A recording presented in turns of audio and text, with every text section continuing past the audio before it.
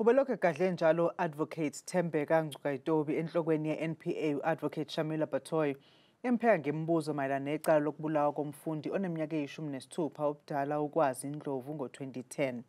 Advocate Ngcukaitobi uzame ukuvezela isigcawu sikaNkabinde ukuthi uBatohi uyena ongenabo ubuqotho njengenhloko ye-NPA.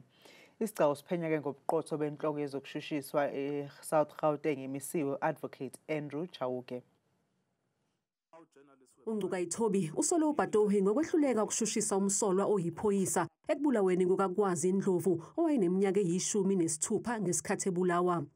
uNdlovu wayelele kusofa kubo empangeni ngesikhathi edutshulwa amaphoyisa ophiko lwamacala ahleliwe olahlwakaza eKeitomena. Umsolwa watholwa engenacala. The expert is explicitly clear that his opinion is that this young man was shot while lying on a sofa. Do you have any comment on that? I see that, and it is very concerning that this witness expert was not consulted. I agree with that, and was not called at the trial.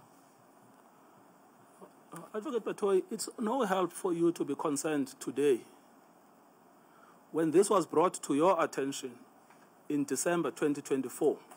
uBatohi usola ngokungawubeki phambili umbiko wongoti kuleli cala. You give a thoroughly misleading account of what the expert says, and you don't even submit to them the expert report.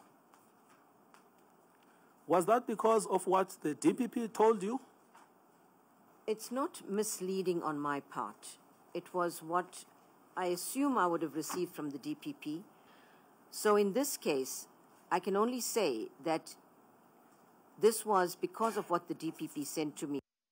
uNgcukaitobi usole uBatohi ngokungathathi inqumo ezifanele njengenhloko ye-NPA ukuze kuqinisekiswe ukuthi umbulali kaNdlovu uyashushiswa.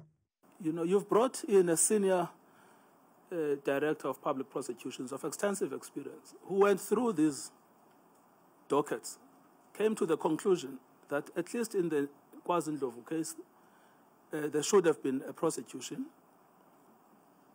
Having gone through these dockets, and you've said there was no evidence, there was no evidence, there was no evidence. You've singled this one out. You've said they were withdrawn. We tried to prosecute, there was an acquittal. Lokhu kwaholela ekumisweni kukaChauke emsebenzini nokusungulwa kwesigcawu sikaNkabinde. Isigcawu siyaqhubeka.